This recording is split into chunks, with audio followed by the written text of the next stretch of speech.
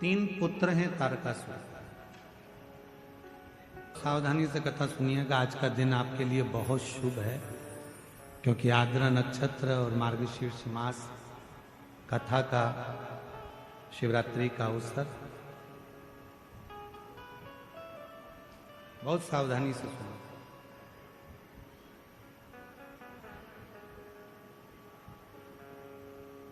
तारकासुर के तीन बेटे तारकाक्ष, विधुमाली और कमलाक्ष। तीन। जब तारकासुर चला गया, प्राण छूट गया,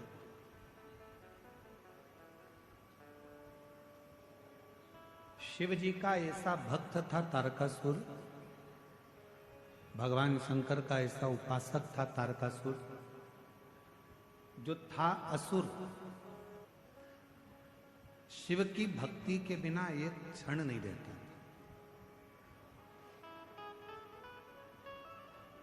और हमने पहले भी कथा में कहा, फिर कह रहा है, 33 कोटि देवता में केवल एक देव अधिदेव महादेव ऐसे हैं जिनका कोई दुश्मन नहीं।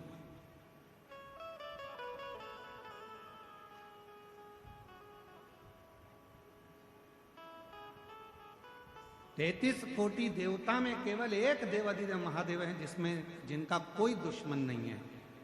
देवता भी उनकी पूजन करते हैं, गंधर्व भी उनकी पूजन करते हैं, अप्सराएं भी उनकी पूजन करती हैं, पशु भी उनकी पूजन करते हैं, पक्षी भी उनकी पूजन करते हैं, नाग भी उनकी पूजन करते हैं, किन्नर भी उनकी पूजन करते हैं। जिनका आराधना साधना सब करते हैं वो केवल एक हैं, देव अधिदेव महादेव।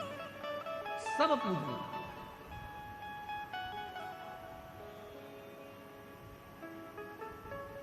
और जिसने भी भजा उसको मिला।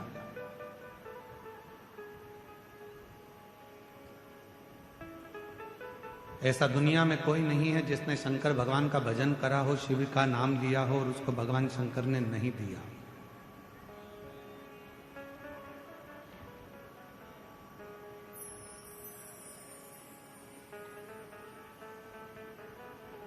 जिसने भजा है उसको मिला है। तारकासुर ने केवल भगवान ब्रह्मा जी से एक ही वर मांगा था कि मुझे अगर वर देना चाहते हो तो ऐसा वर दो कि मरूं तो शिव जी के पुत्र के द्वारा मरूं, शिव जी के बेटे से मरूं।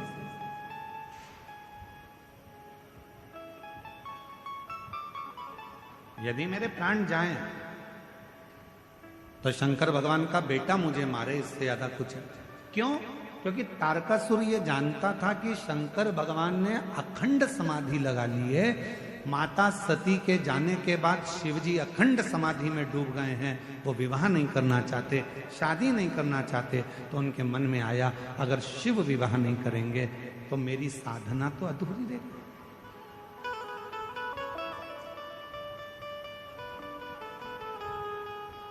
अगर शिव विवाह ना करेंगे तो मेरी साधना तो अधूरी है। तब तारकासुर ने वर मांगा भगवान ब्रह्मदेव से कि अगर मरूं तो शंकर भगवान के बेटे के द्वारा, पुत्र के द्वारा। अब तारकासुर को मारना है तो भगवान शंकर का विवाह करना जरूरी है।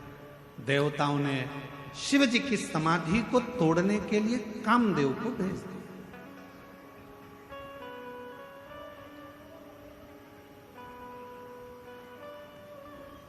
अब शास्त्र कहता है कि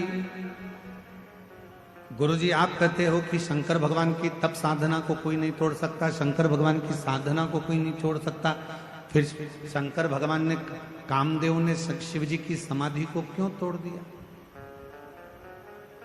भाई ध्यान देना, स्मरण में लेना, शिव जी सती के पति, कामदेव रति के पति। सती और रति ये दोनों दक्ष प्रजापति की बेटी है।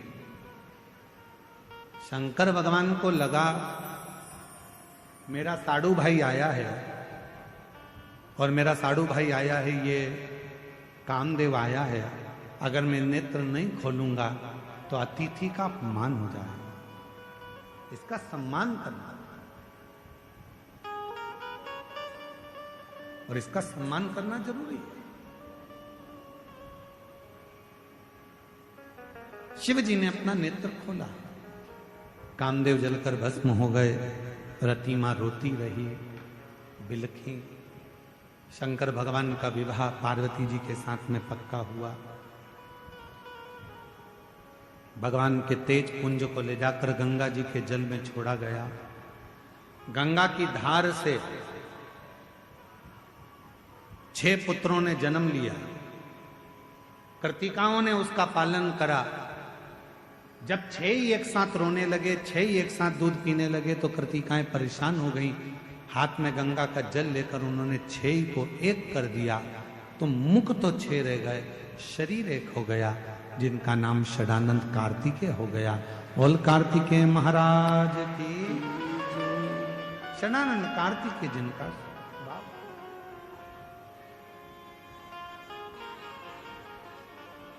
अब यही कार्तिकेय बाबा जब तारकासुर को मारने के लिए जाते हैं,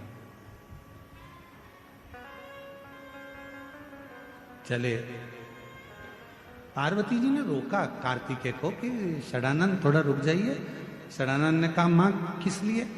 कहा कार्तिकेय, जिस तारकासुर को तुम मारने के लिए जा रहे हो, उस तारकासुर के हृदय में तुम्हारे पिताजी भगवान शंकर बसते हैं। हमने कल भी कहा था, आज फिर कहते हैं, जिसके हृदय में शिव बसा हो, जो भगवान शंकर की आराधना करता हो, साधना करता हो, उपास करता हो, शिव के भक्ति में जो डूबा रहता हो, शिव साधना में जो डूबा रहता हो, आप सबसे निवेदन है, प्रार्थना है, प्रयास करना कि शिव भक्त के मन को कभी मत दुखा। शिव भक्त के मन को कभी ना दुखा, कभी ना।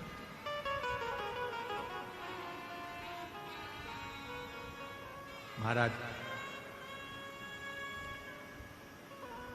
जब हम आराधना करते हैं, साधना करते हैं, भक्ति करते हैं, भजन करते हैं, स्मरण करते हैं, तो इस बात का हमको स्मरण करना चाहिए। और हम तो संपूर्ण क्षेत्रवासियों से हम क्यों कहते हैं, आप लोगों से क्यों कहते हैं कि आओ तो अपने घर से कुछ बना कर लेकर आया करो, अपनी अड़ोसन पड़ोसन, अड़ोसन कहते हैं सीधे हाथ वाली को, भली को धड़ोसन कहते हैं पीछे वाली को, तो प्रयास करा करो कि अपने घर से कुछ बना कर लाई, या टॉफी लाई, या बिस्कुट लाई, या कोई सामान लाई, या पानी लाई, तो थोड़ा थोड़ा थोड़ा थोड़ा सबको देने का प्रयास करा करो, उनका मुख झूठा कराने का प्रयास करो, प्रयास करो।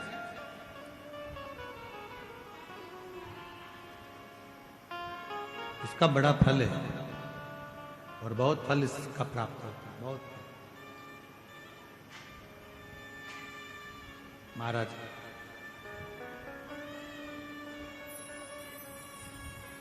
शिव कथा कर रही है, भगवान शंकर का संवाद कर रहा है। तारकासुर को तुम मारने के लिए तो जा रहे हो, पर तारकासुर के हृदय में शिव बसे, भगवान शंकर बसे। तुम तारकासुर का संहार करो, मना नहीं है क्योंकि असुर है, पर इतना याद रखना कि तारकासुर के हृदय में बाण ना लगे, उसका दिल ना दुखाया जाए, हृदय ना दुखाया। ठीक है, गए षडानंद कार्तिकेय जी महाराज, और षडानंद कार्तिकेय जी महाराज का तारकासुर के साथ में युद्ध प्रारंभ हुआ। शंभु शंभु शंभु, तारकासुर के साथ में युद्ध प्रारंभ हुआ।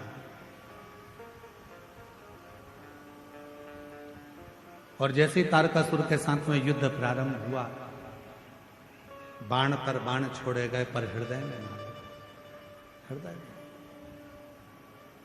आखिरी में तारकासुर के प्राण चले गए, प्राण। एक बड़ी सुंदर सा बात आती है, हम फिर निवेदन करेंगे कि जिसके शरीर में अगर कोई बहुत बड़ा रोग आ जाता है, कोई बहुत बड़ी बीमारी अगर शरीर में लग जाती है, कोई रोग लग गया, कोई बीमारी लग गई, कोई बहुत बड़ा रोग आ गया, बीमारी आ गई, डॉक्टर को दिखाओ, जांच भी कराओ, हॉस्पिटल भी जाओ और अच्छे से अच्छे डॉक्टर को दिखाओ, पर साथ में एक काम और करो। जब बहुत बड़ी बीमारी लग गई, उसका कोई हल नहीं निकल रहा, कोई रिजल्ट नहीं आ रहा, डॉक्टर की दवाई भी चल रही है, जांचें भी चल रही है, तो साथ में एक बेलपत्र लो, बीच वाली पत्ती पर एक चावल का दाना रखो, बीच वाली पत्ती, एक दुर्वा, दुर्वा जानते हो ना, दूब, हरी दूब, एक दुर्वा और एक पीला कनेर का फूल, ये साथ में रखकर नंदी के पास बैठकर त्र्यंबक मंत्र का जाप करो। और अगर मालूम पड़े कि त्र्यंबक मंत्र नहीं आता है तो पंचाक्षर मंत्र का जाप करो, नमः शिवाय। षडाक्षर मंत्र का जाप करो, ओम नमः शिवाय।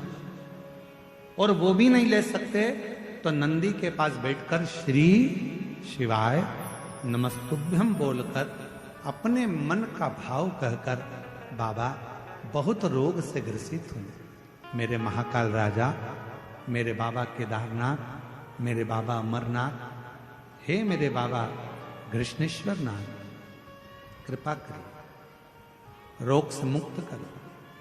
बाबा से प्रार्थना कर कर जो चावल, बेलपत्र, दुर्वा, कनेर का पुष्प है वो शिव जी के ऊपर समर्पित कर दो और एक लोटा जल, जिस ओर जल बहता है उत्तर की ओर, उससे विपरीत में खड़े हो दक्षिण की ओर, दक्षिण की ओर खड़े होकर उत्तर की ओर मुख कर कर जल चढ़ाना प्रारंभ करो, धीरे धीरे उसी बेलपत्र के ऊपर। जल पूरा चढ़ जाए, उसमें से दुर्वा, बेलपत्र औषधि के रूप में बाबा से मांग कर लाओ। बेलपत्र दूसरे दिन सुबह खाली पेट उसको खा लो और दुर्वा प्रदोष काल में शाम के समय जब प्रदोष काल आए उस समय पर उस दुर्वा को चबा चबा कर खा लो। धीरे धीरे धीरे धीरे रोग का निवारण होने लगेगा और तुम्हें दवाई लगने लगेगी, औषधि लगेगी।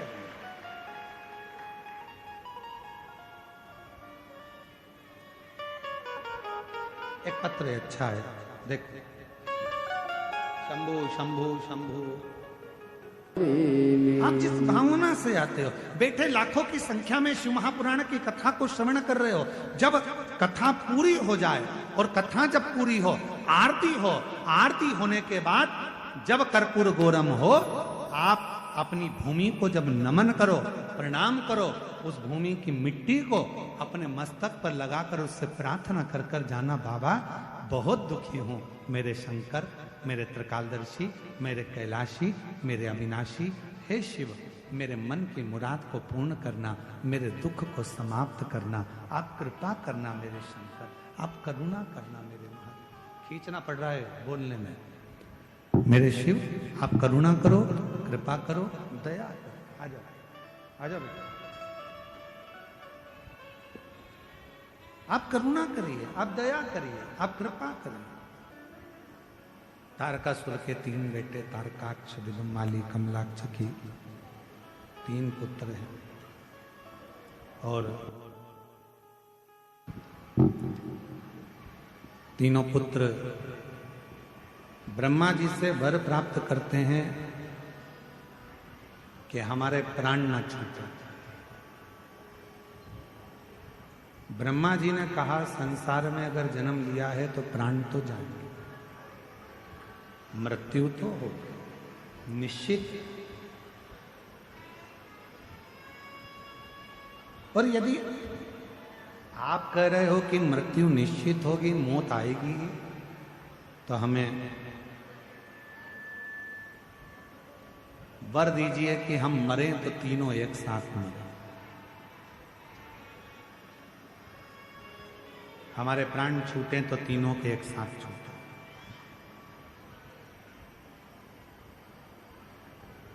तीन पुरी का निर्माण कर दिया, 3 नगर बसा दिए,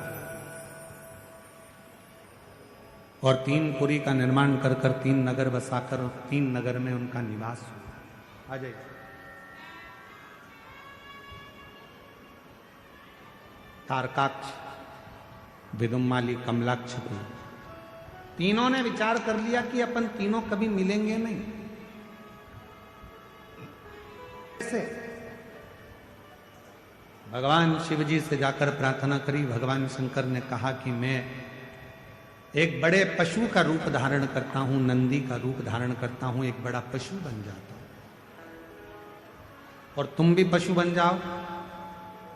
मैं तुम्हारा पति बनकर बड़े नंदी का रूप रखकर, बड़ा पशु का रूप रखकर तुम्हारे पीछे दौड़ूंगा, तुम आगे आगे दौड़ना।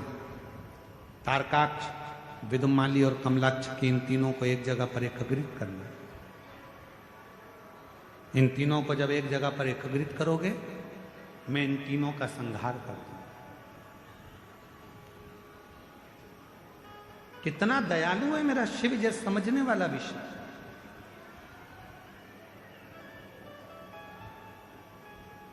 मेरे शंकर भगवान ने, मेरे भगवान ओघड़ दानी ने, मेरे शंभू ने, मेरे त्रिकालदर्शी, मेरे कैलाशी ने मनुष्य को पंख नहीं दिए। पंख दिए हैं तो केवल पक्षी को दिए। और मान लो आज के समय में अगर पंख मनुष्य को लग जाते तो वो मनुष्य टिकता एक जगह पर। थोड़ा सा धन आता है और व्यक्ति अभिमान में फूल जाता है। थोड़ा सा वैभव आया और व्यक्ति अभिमान में फूल गया। थोड़ा सा सत्ता मिली, कुर्सी मिली, पद मिला, प्रतिष्ठा मिली और व्यक्ति अभिमान में फूल गया।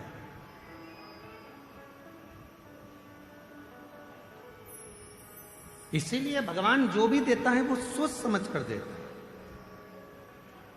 बड़ा समझ कर देता है। मनुष्य को पंख नहीं दिए क्योंकि भगवान को भी मालूम था अगर इसको पंख लग गए तो यह आग लगा देगा, उड़ता फिरेगा, यहां वहां दुनिया का नुकसान करता फिरेगा, दुनिया में कुछ ना कुछ हाहाकार करता फिरेगा। इसलिए भगवान ने मनुष्य को पंख नहीं दिए। भगवान ने तो केवल हाथ दिए हैं, शीश दिया है, मुख दिया है, नेत्र दिए हैं, श्रवण शक्ति दी है, चरण दिया है। शिव ने कृपा कर कर ये वर्णन कर दिया कि ये जो शरीर दिया है ये केवल भगवत भजन के लिए दिया। भगवत भजन। कल हमसे गणेश प्रसाद तिवारी जी कह रहे थे कि गुरुजी आप ऐसा आशीर्वाद देकर जाना कि जो सुरभि